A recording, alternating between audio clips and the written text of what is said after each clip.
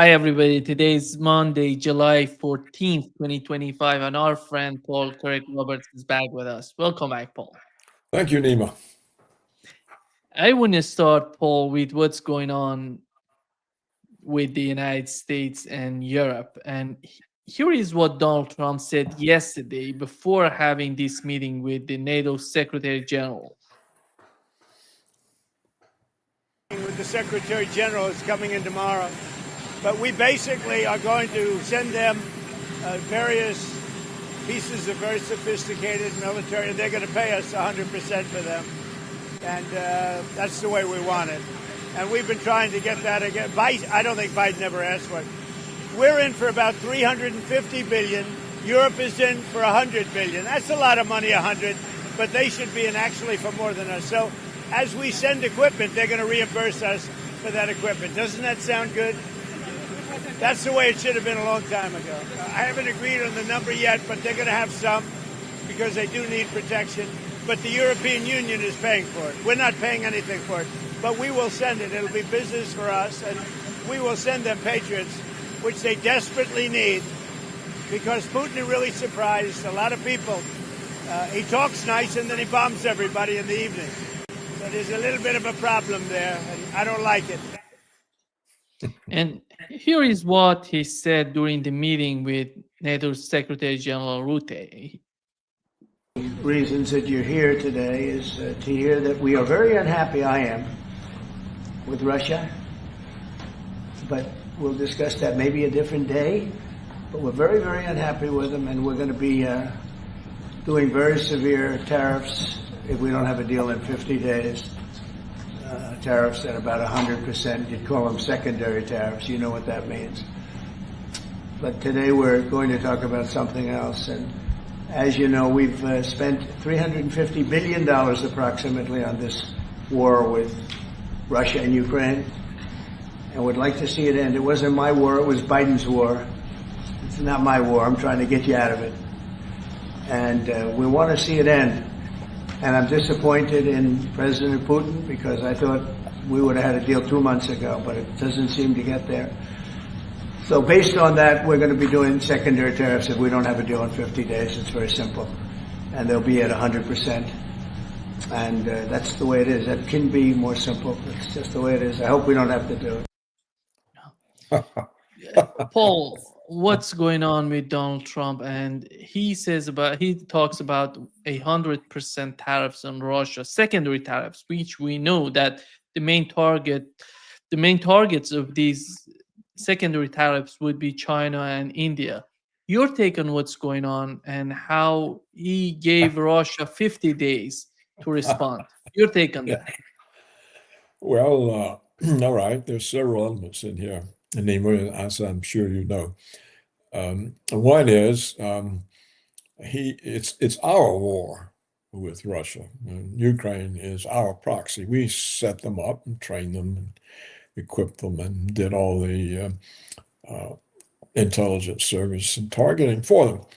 Now, one of the things he said, the first thing he said is, we're going to continue the war, but Europe is going to pay for our war. We're sending the equipment to Europe, and Europe is going to give it to Ukraine, not us. And Europe is going to pay us 100% of the price of the goods. So that's the first message, is the war continues.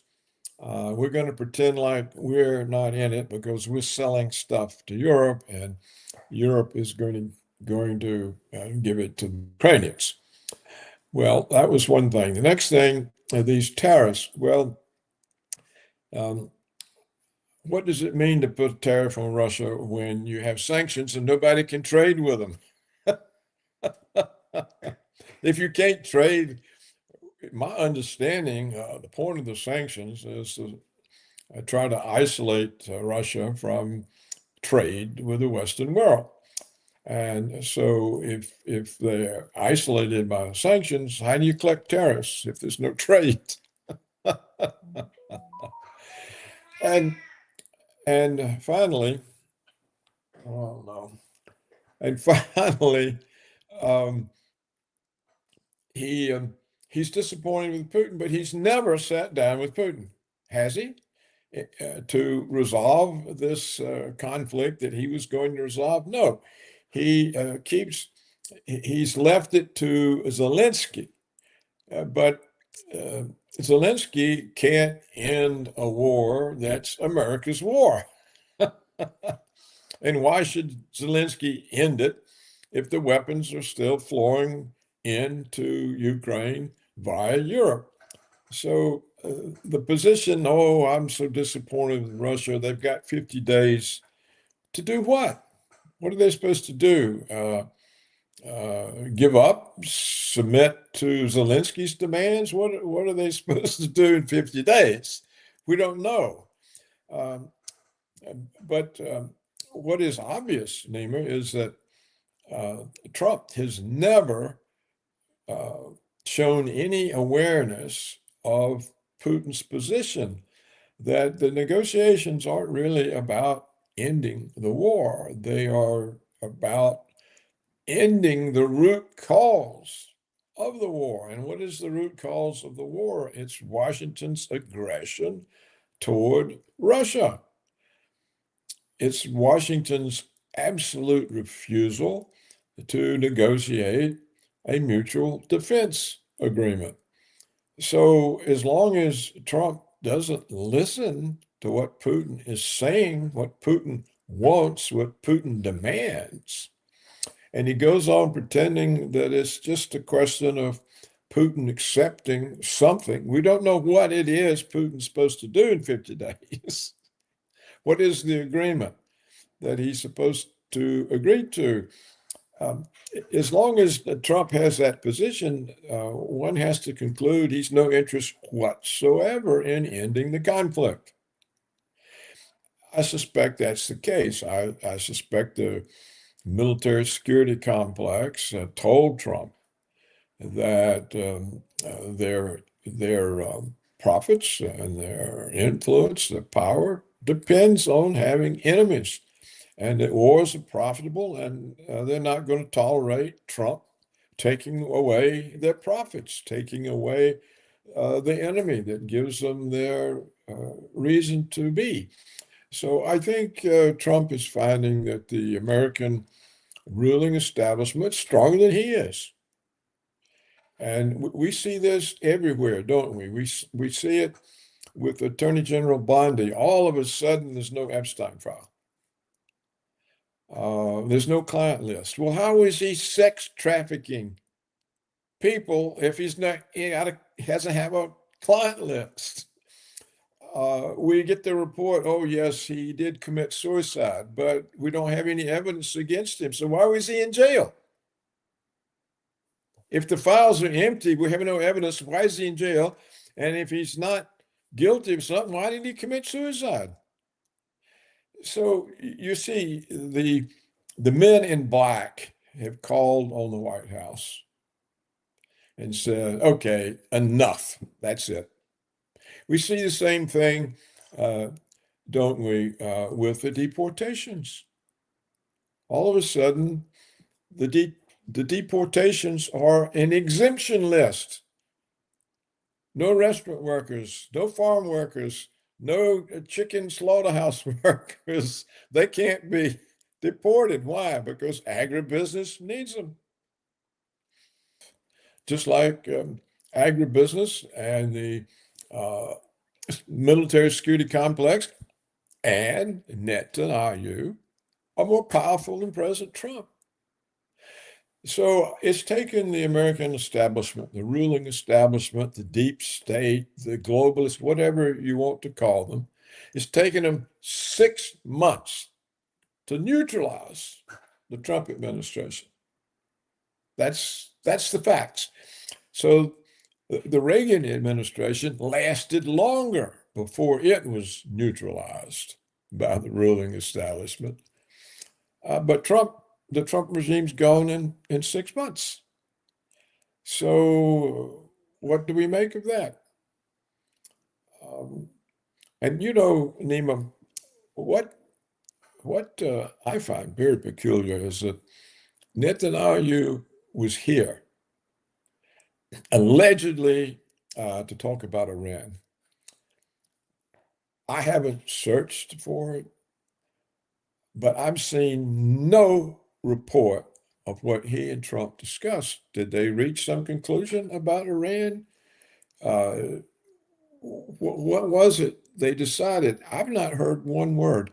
And it's very peculiar because I get all of these emails and feeds from all sorts of people and news services, and there's been no mention of the meeting, Trump and Netanyahu. There was no press conference, or at least I not heard about it. So why was Netanyahu here?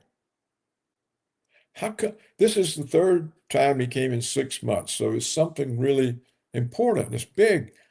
What was it? We don't know. Have you seen a report about the meeting? Have you? No. Well, now that is very curious. It's led me to believe the reason Netanyahu came was Epstein.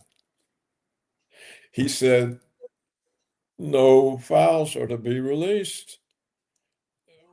We don't want Americans to know that Epstein was a Mossad agent filming your leaders in bed with underage kids so that we can blackmail them and make them conform American policy to Israel's policy. You can't release those files. If you do, we're going to release the videos and the names, and your whole country will be destroyed. Is that why Netanyahu is here?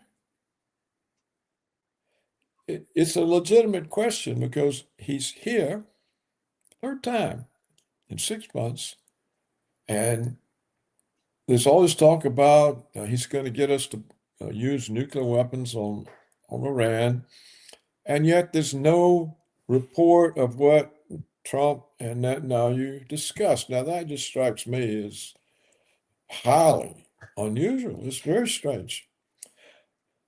So why was he here? No reports on that, Paul, as you've mentioned. But do you think that how could he convince Donald Trump not to publish this client list of Epstein?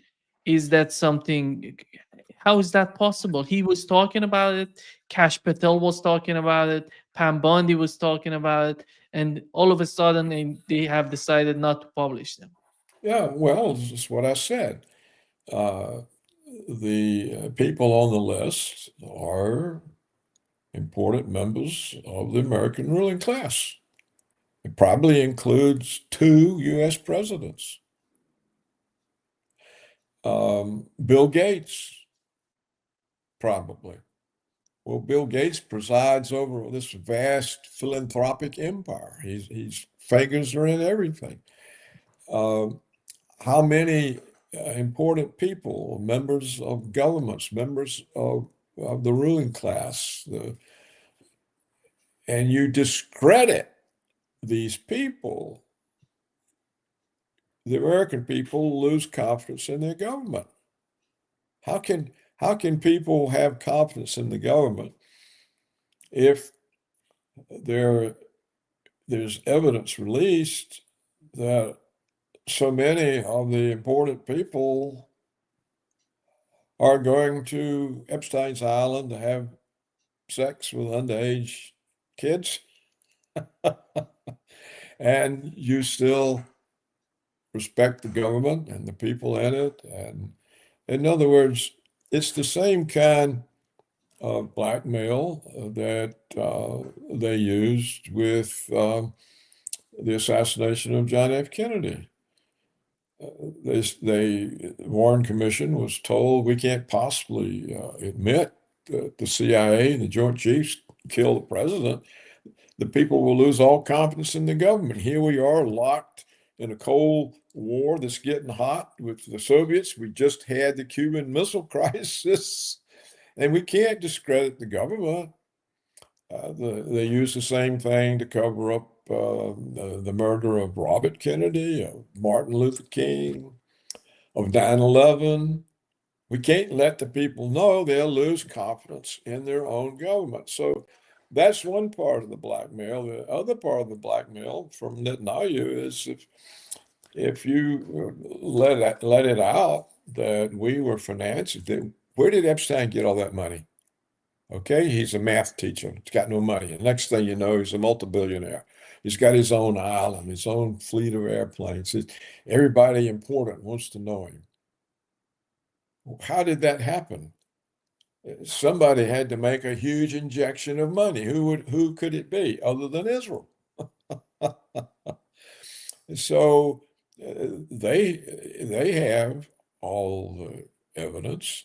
And so they say, well, if you expose that he was a Mossad agent, we're going to expose all the people that we've got the goods on. And you'll be ruined. Your country will be ruined. So that's how they do it. It's just, you see, Bondi may not have thought about that. Or the FBI may not have thought. They just want to be transparent, And that's as far as they get with it. But then somebody comes and says, well, it's going to have a big cost, but you're going to be transparent. You're really going to pay for it. So I think that's the explanation. It's not Bondi's decision. She didn't make the decision. She can't make a decision like that. The men in black called on the White House and explained to him. And Netanyahu came over here to explain to him, no, you can't do this. And all of a sudden, there's no client list, there's no file. We've got no evidence against him. So why was he in jail? Well, to me, it's transparent, and I don't know any other explanation than the one I gave you. And it's unfortunate that the two top guys in the FBI are blaming the Attorney General. She's not her decision. It's imposed on her. And if you're a Trump loyalist, you don't want to embarrass the president. So it's easier for Bondi to be embarrassed and change her position. That protects the president. But what we see here is what I have been saying for many years. Everyone overestimates the power of the president of the United States. He is constrained by the powerful interest groups who produce the campaign contributions, as is the Congress. So the government is really answerable not to the people, but to the interest groups that finance it. And of course, if things go wrong with these interest groups, they lose their profits or they fail, the economy pays for it. Unemployment pays for it. The deficits get bigger because there's no revenues and there's more people needing assistance. I think we've seen in the Trump administration being forced off of everything. We talked the other day about the tariffs. Well, the tariff lists, or at least the first ones they put out, was such a threat to the remaining manufacturing interests of the United States that they went to the White House and said, no, you can't do this. And so if you looked at the list, you saw everything on it had been exempted because they were inputs the American firms needed, and they didn't want to be paying 50% tariffs on those things. And so the tariff list was empty because of the exemptions. We've seen this now with the deportation list. It's empty because of the exemptions. Well, that tells you who's ruling. It's the economic interest groups. And it tells you why Trump has done nothing whatsoever to end the conflict in Ukraine. He's pretending. But how can it end if he doesn't meet with Putin and listen to what Putin is saying? Look, the problem is your aggression. You're on our borders.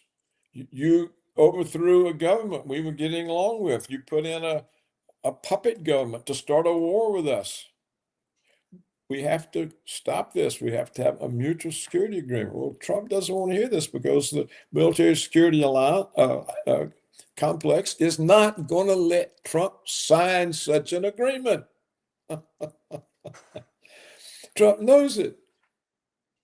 Trump knows he can't sign the mutual security agreement with the Russians. The military security complex won't tolerate it. Look at all the presidents who got in trouble because they were making peace with the Soviets, peace with the Russians. They killed President Kennedy. What they did with Nixon, they killed him politically with Watergate. That was a CIA plot to get rid of Nixon. They tried to shoot Reagan. They don't tolerate peace. That wipes them out. What's the military security complex going to do if we're going to have enemies?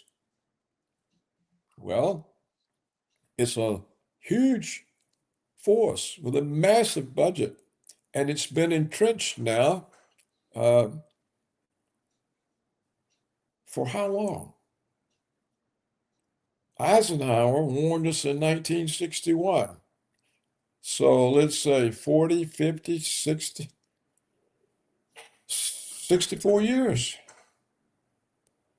You've got a military security complex entrenched, institutionalized for 64 years. This is power. A 4-year president term, what can it can't stand up to that. You know, it's an absurdity. And so there can't be any peace. It doesn't mean the military security complex wants an open war, but they want an enemy that's expensive, and that we have to constantly have more and better weapon systems, and more and better airplanes, and missiles, and they don't really want to use them, at least not directly. They'll have a proxy war and blame it on Ukraine or Europe now. The blame now is going to shift to Europe. They'll have that kind of war, but they don't want a direct conflict with any powerful force like Russia or China. It's not what they want.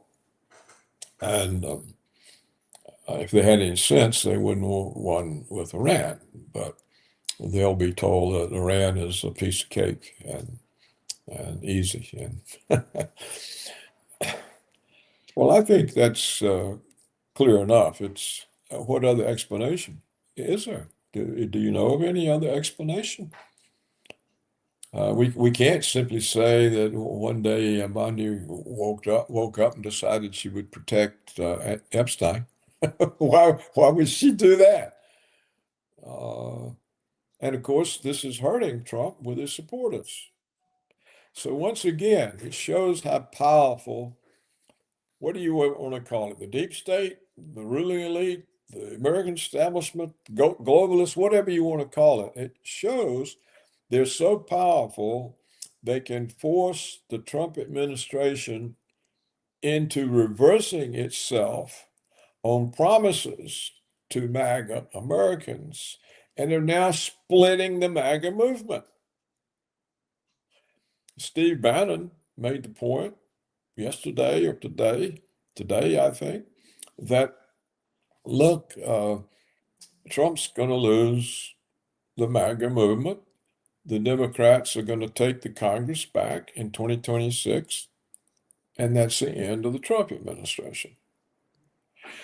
Well, why would Trump or Bondi or any of them agree to being put in that situation with this because they don't have an option.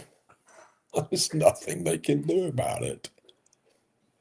That's what the fact is. And it's that fact that nobody wants to mention or accept because it makes the situation hopeless. Paul, who's giving advices to Donald Trump that the Russian economy? He said that the Russian economy is in trouble and it's going to be bad for them to go against them with secondary tariffs. But after all, when you look at the Russian economy today, how much pain the Trump administration can bring to Russia in terms of secondary tariffs? I don't think any. All he can do is make the countries who get the secondary tariffs angry at Washington. That's all he can do.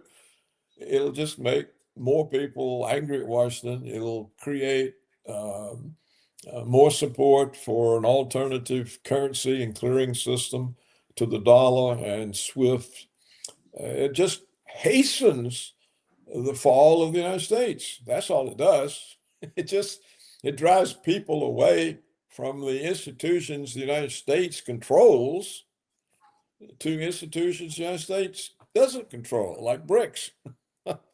So and why does he say, the Russian economy is hurting or something, or it's to make him look like he's tough, like he's doing something, all of this is a charade, the whole Trump approach to ending the war, Ukraine, the proxy war, Ukraine with Russia, is to avoid responsibility for keeping it going.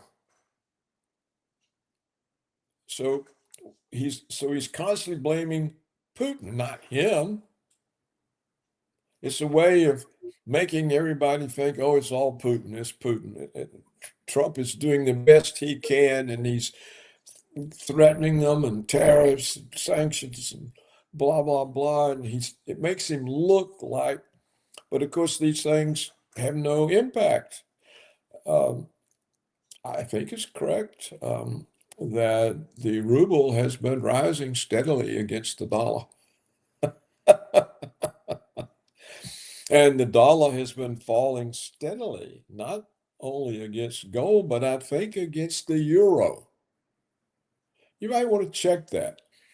If the dollar's falling against the euro, then that tells you it really is in a weak situation, because what is weaker than the EU? The German economy is closing down. The rest of the countries have never had an economy. The British, they're finished economically. So if the dollar can't hold its own against the ruble and the euro and gold, then it's the United States that's suffering the consequences of the sanctions and everything else, and not the Russians. It's obvious. It's not debatable. So once again, with Trump, it's just a political theater. It's a charade. Don't look here, folks. Look over there. Don't look at me. Look at Putin. It's Putin's fault. Putin, Putin, Putin, Putin. I'm so disappointed in Putin. Putin's gone crazy. Something's happened to Putin. Well, nothing has happened to Putin. He's made the position clear for years. They've done everything they could to get a mutual security agreement so that this conflict can be avoided. We know this.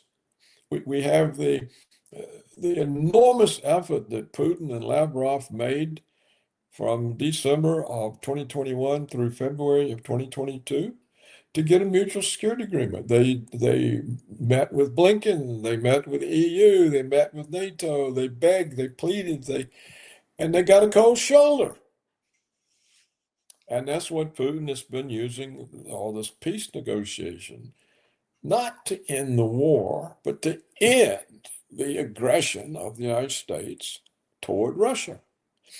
But what do we see? We just see an increasing expansion of this.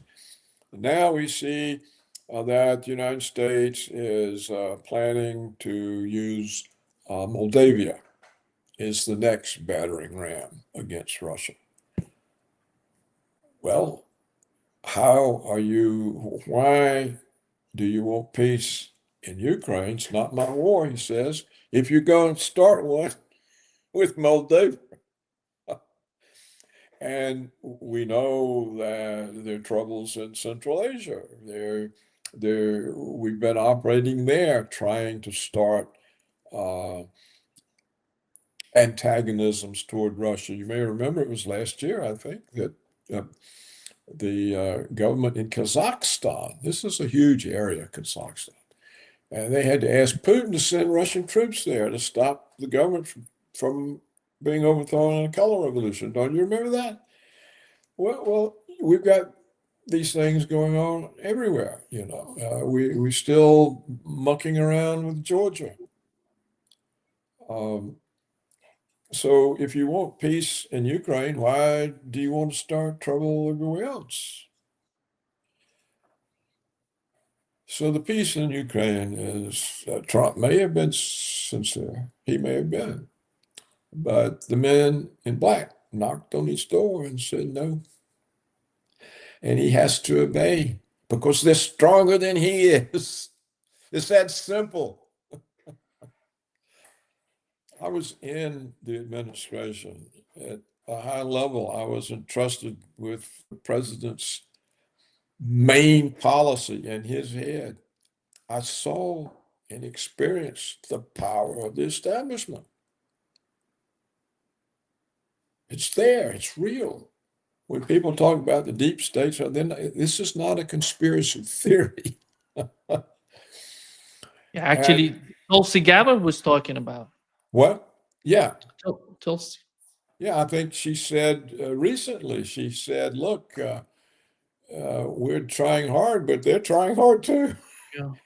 She says every time we try to do something, what'd she call them? The deep state, she called them, I think. They push back. Well, when I used to say these things, somebody said, oh, he's a conspiracy theorist. Well, now we got the director of national intelligence saying it. If you're ahead of your time, you're always dismissed. Because people, they're so naive and gullible, and they can't confront reality. It's uncomfortable. So they like the official narratives. It sounds better.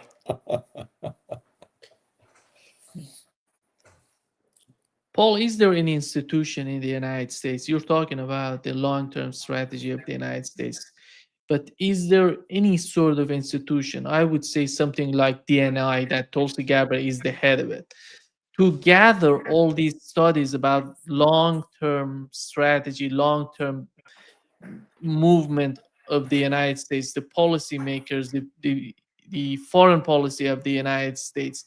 Is there any organization to study, to somehow decide about the foreign policy of the United States, or is it something that the president of the United States, together with a bunch of people, would decide about temporarily, not in a long run? Well, there is a foreign policy establishment, and since the collapse of the Soviet Union in 1991, that establishment has been dominated by the Zionist neoconservatives. And they stated the Wolfowitz doctrine, which is that the basis or the principal goal of American foreign policy is Washington's hegemony over the world. So yes, there is that group, and they've been highly successful. They call for destroying 7 countries in 5 years. This was the call of the Zionist neoconservatives. It's in print. And It took longer than 5 years, but they've knocked off 5 of those countries. And now they're working on Iran. So, yes. Now, is there a group that challenges this? No. Who would fund it? All the think tanks that are in foreign affairs, military affairs, they're funded by the Pentagon, by the military security complex. I was a member of the Center for Strategic and International Studies for, I don't know, a dozen years or maybe longer, 15 maybe, I can't remember. I was in a very prestigious chair named for the former Secretary of the Treasury, William E. Simon. I saw I saw it, and eventually I was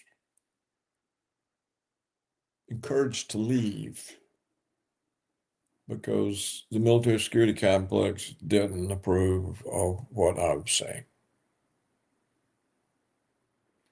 I didn't have to leave, but it wouldn't have been comfortable to stay.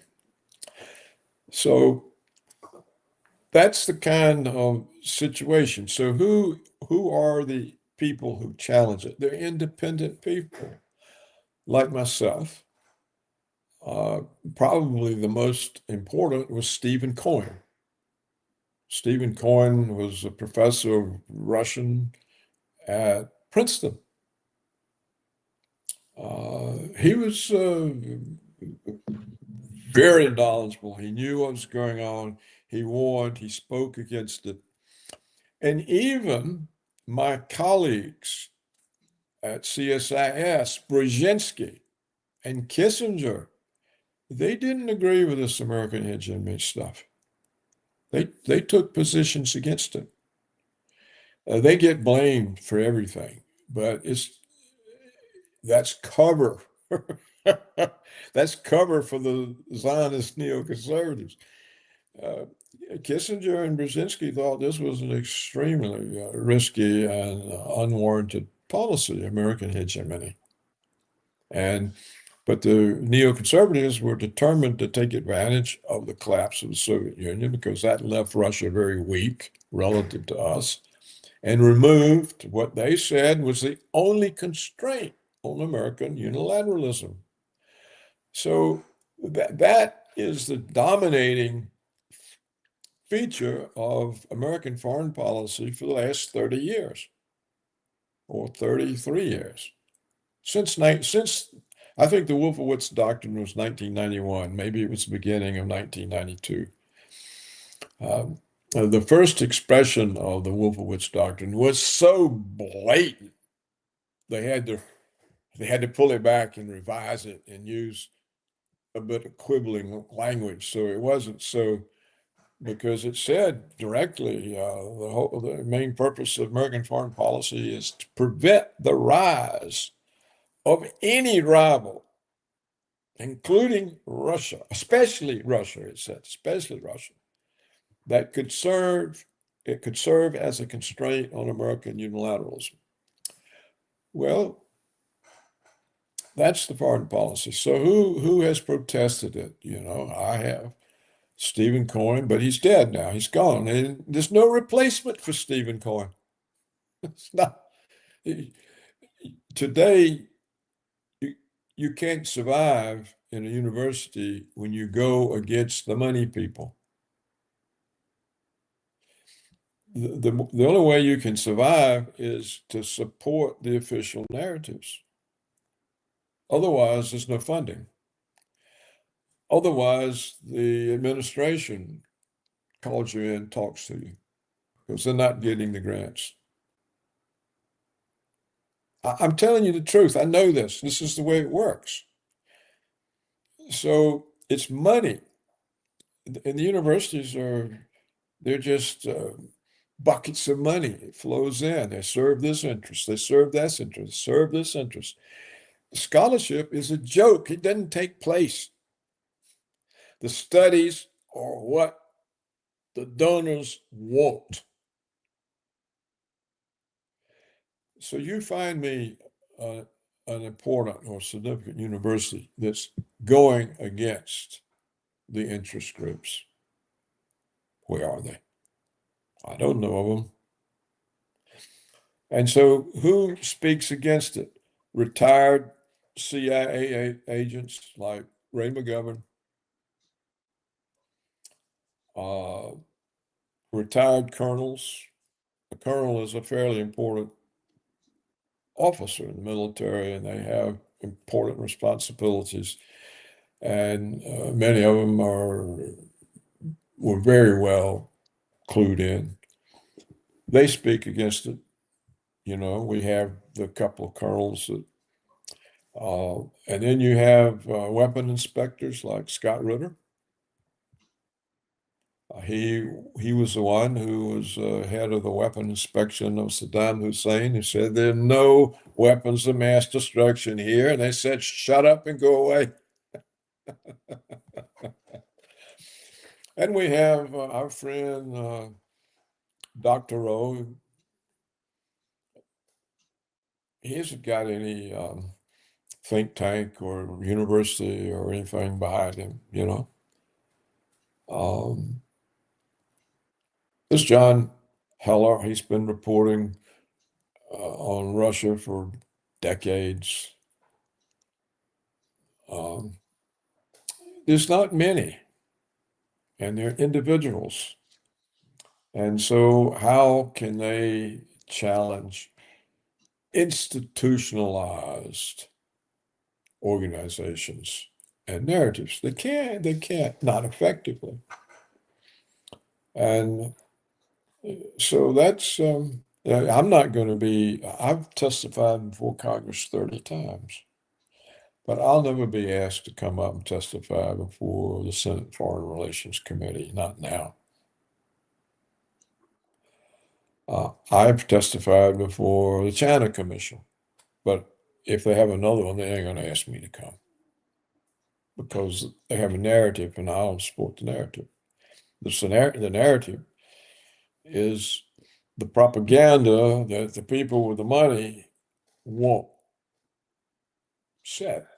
And that's the way the governments work.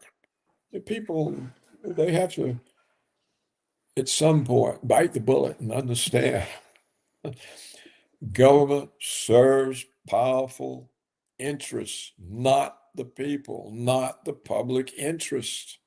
Well, this shows you the enormous power outside the government. And how does the government deal with something more powerful than it? And that's the fact. The interest groups are more powerful. And so they've rolled back everything in the Trump administration. We have deportations, except there are all these exemptions. We have tariffs, but there are all these exemptions. We're going to have peace, but we're not going to do anything to try to get it. In fact, we're going to be sure to keep the war going. Well, that's the fact. So to talk about it the way people talk about it doesn't make sense.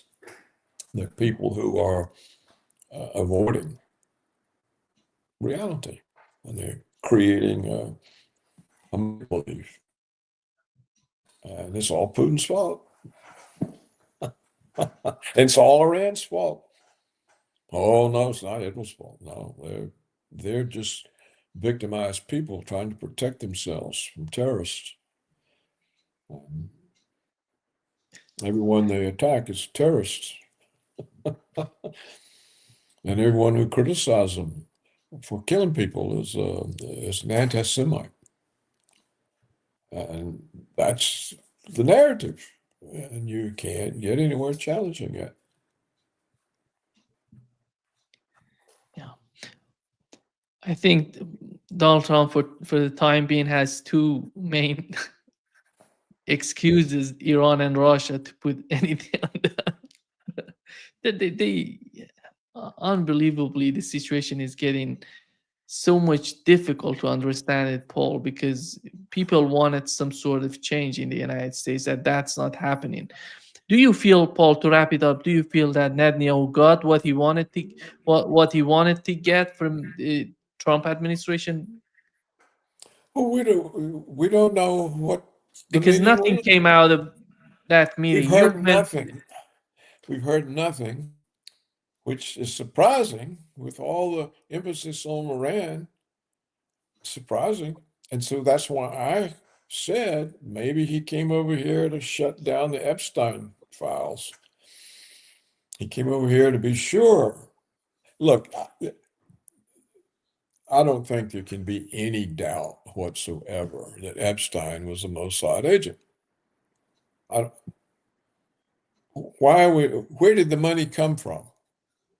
One day he's poor, the next day he's a multi-billionaire. One day he's nobody, the next day everybody who somebody wants to know him. How did that happen? How come all of these important people we've seen flight lists have flown to the island where there are underage sexual attractions? Did they go there to have tea, to see the island and have tea with Epstein? Why did they go there? What was all this about? It was setting people up for blackmail. And we see how congruent American foreign policy is with Israel's. They're the same. So to pretend that, oh, there's no client list, so how is he sex trafficking if you got no clients? And there's no file, so why was he arrested? You got no evidence on him. Why was he arrested? And if he's innocent, why did he commit suicide? These things should, every newspaper every day should be asking these three questions. They should be demanding congressional investigations. Of course, Congress can't do that because how many of them are on that list? I don't know. Who could do it? I don't know. It's of course presidents. They know, well, if I expose too much, that goes to confidence of people in the government. And then I'm the government, so that goes confidence in me. And what can we do? Nothing. The system breaks up and nobody gains from transparency. We just get chaos. So they don't do anything because the cost of fixing it. I mean, who could fix it? I mean, it'd take Pol Pot or Lenin. They'd have to go through and kill everybody. That's the only way you can fix it. Well, we don't have any Pol Pots or Lenins. So it's a situation that can't be fixed. How are you going to fix it?